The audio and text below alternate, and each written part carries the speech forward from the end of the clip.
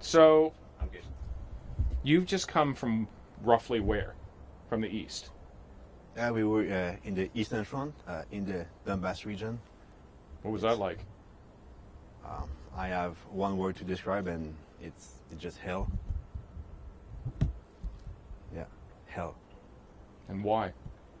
Because every day you're getting casualties. Every day you're getting your friends getting killed, and it's days after days. And most of the missions, actually, of my my friends that they come from the Marines, from the States, it was just going to recover dead bodies of our friends that were killed in action from their previous patrol. So, yeah, it was life over there for us. What has been your main job there? For me, I was just used as a infantry soldier. Actually, I was paired up with the Canadian sniper Wally, so I was his teammate. So we were always together, and I was making sure to help him as much as I can, and I was always following him everywhere. I was carrying ammunition. So yes, mainly that was my main job over there. Did you find yourself in direct contact? Oh yes. Oh yes. You want to take me through that? But you're not talking about just artillery. You're talking about direct contact. So are we talking about just the east, or can I talk about? You can talk about wherever you want. Yeah. Okay. Yeah. So I mean, me and Wally's first missions in Irpin. It was to go into a apartment building and set up a sniper position from there. So we go up, we set ourselves, and then we start observing. And then maybe like 10 minutes after, it's like huge explosion. The building shakes, all the window breaks, and then I find myself on the ground. And I remember I said, "What the hell is that?" And then I just like crawl into like a safe room, you know. So we just got hit by a tank.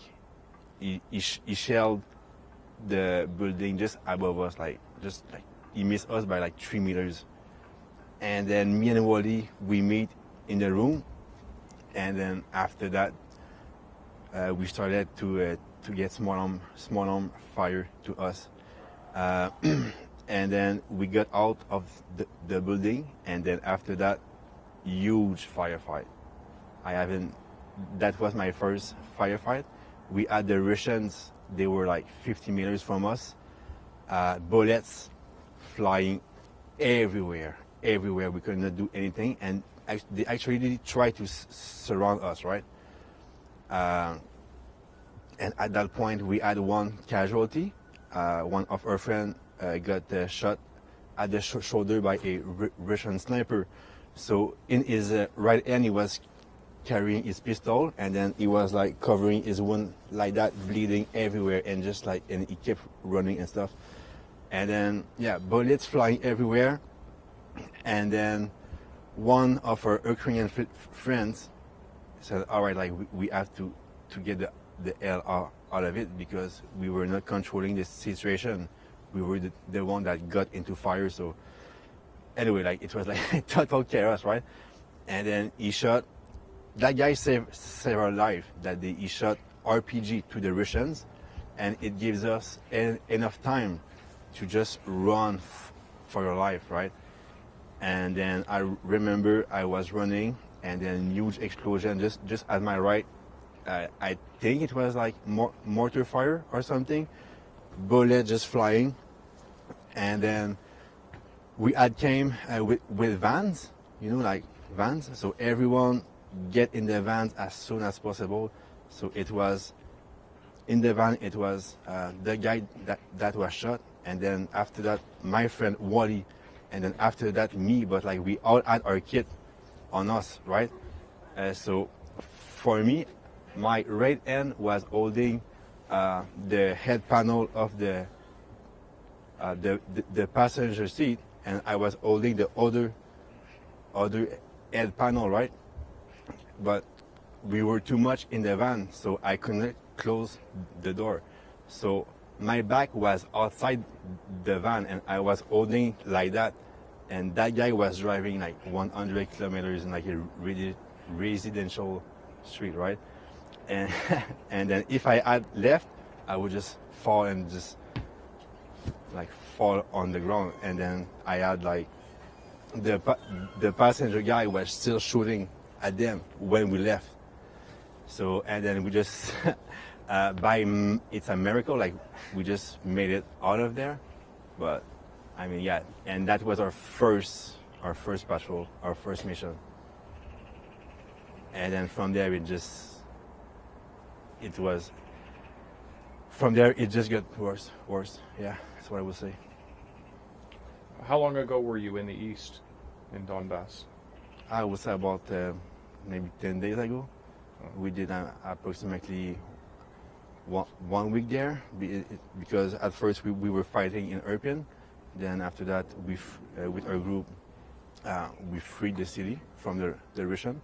And then me and Wally and our unit, we got sent to fight in the East. And then, yeah, in the East it was total different experience, because in Irpin it was mainly urban fighting, but in the East it was like the vibe was like World War II. It's like rain, mud, fields, trenches. Yeah, and it was hard because there was an entire Russian tank regiment on the other side of the valley, but we could not really do anything because we had one javelin with us, and actually Wally learned in 2 hours how to operate the javelin. And then just like that, we became a javelin operating crew, like me and Wally. So after that, we were always sent on missions with the javelin, right? But the tanks, they were too far away for us to engage with the javelin.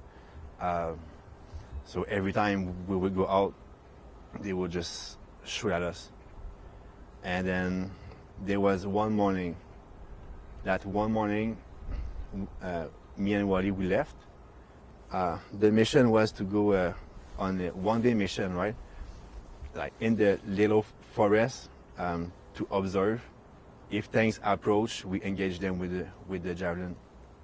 So 5 o'clock, it's me and Wally. We walked there. We walked there. It was like 1.5 kilometers in the mud and stuff. And then we arrived on our position, and there was like a trench, and there were already 2 of our friends, Ukrainian, in the trench, right? So Wally looked at me and he said, "Hey buddy, like, can you just stay in the trench? Like, you don't need to be outside." And I was like, "All right, man. You know, like, it's pretty boring to just sit in a trench when your buddy like he's doing some work." But you know, I listened to him. And then I go in the trench, and then the two Ukrainian friends, they come out of the trench, right? And then Wally said to them, "Hey guys, go back in the trench." And they just did not listen, and they were just smoking just beside the trench and stuff. And then Wally went a little bit further to observe like the Russian tanks he could see with his binoculars. And then for me, what I remember is I was in the trench, and then I removed my helmet, right? And then I put it on the ground, and like the sun is coming out, and like, it's a pretty good day. Maybe I will go out and just like talk to my Ukrainian friends, right? So I'm about to come out. I put my first feet on the little step, and then it just happened. Huge explosion. So I fell in the trench on my back, and it just like in the movies, like in my ears, like ding, like that little sound. Then I'm like, what the hell? And then I get up, that's and then I understood what had happened. Like we just got shot by a Russian tank, and it was like very precise shot. They could see us very good, right? They shot right between our two friends, and then I got up, I put back my helmet, and I look, I see one of my friends dead. Is not moving. He's not moving. He's just lying on the ground. He's dead. It's sure he's dead. Like there's no way to survive that. And then I looked to the other one. He was like just a couple of feet from me, and then he was still breathing but no legs. He didn't have any legs. And then we made eye contact. I looked at him. He looked at me. And then after that, his head just like started to move on his right, and you could see his body crisping and stuff. So he just like passed away in front of my eyes. So I was like, all right. So yeah, just two of my friends died in front of my eyes. So and then after that, me and Wally. I mean, Wally saved my life on that day because he told me to stay in the trench. But after that, me and Wally just got together. And then it's funny because Wally like was saying things like, I wonder if I can get them with the javelin from here. And I was like, bro, we need to get the hell out of here. Like, there's nothing we can do. Like, we need to get out of here. And then he said, oh, I need to go get my sniper rifle. Yeah. So he crawled back beside the trench. The tank shot once again at the same place. He received like shrapnel and stuff, but like it's fine. And then he took a look on the guys just to double check, but there was nothing. Like they were both dead, right? So he grabbed his sniper rifle and then he started running. And then we started to run, and then we heard the thing shooting again. And then we just went back to the base at that point. So yeah, that was my last patrol on the Eastern Front. Why are you here? So why? That's a good question. I'm here to help, right? I mean, the war started February 24th, and I just could not stay at home watching on TV because like most of the Western people, like they see everything that goes in the news and then they think, it's sad for them, but it's not here. So they just close the TV and then they go eat with their kids and just keep living their life. But for me, I just cannot do that.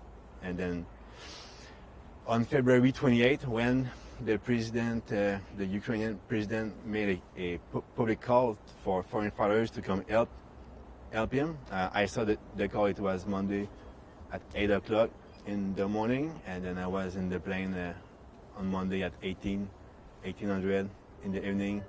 I was on the plane on my way to Ukraine to help.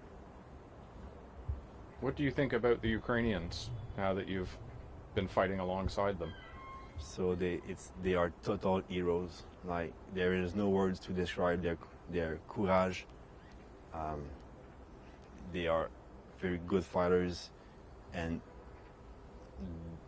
every single of them is ready to fight until death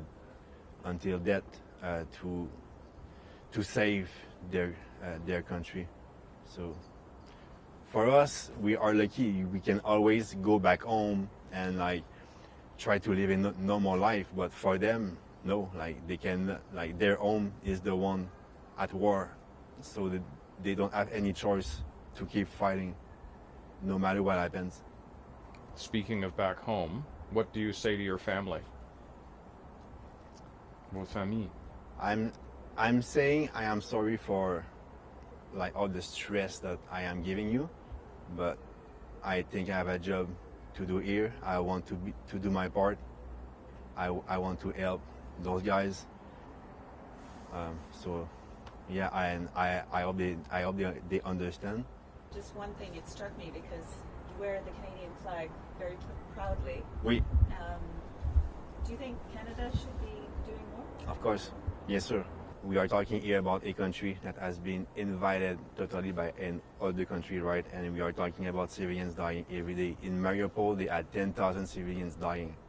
10,000 civilians dying. Like, I don't know if you realize, I was fighting in Irpin, and then we found mass grave in Bucha, right? So, I understand that Ukraine is not part of NATO, right? But my feel is that the world has let down Ukraine in a whole. Just using the excuse, okay, Ukraine is not part of NATO, so we will just like sit back and watch, and good luck. And I mean, I would just like to say thank you for like money, weapons and stuff. But at the end of the day, if NATO had stepped in, the war would have been done in like less than a week, right? And but because everyone sit back and watch, well, we are seeing all those civilians dying, and now it's day one of the war and it's still not over. And even the President Zelensky himself, he said that the sanctions are not doing anything. Like, you know, like, thank you for the sanctions, but it's not gonna stop the war. It's not gonna do anything. What do we need? We need boots on the ground. We need troops. We need to unite together and help Ukraine. That's what we need. Prayers, I'm sorry, but it doesn't do anything. Money, yes, it helps. Armaments, yes, it helps. But at the end of the day, the Ukrainians are let alone to fight against Russia. We let the Ukrainians fight alone against Russia, and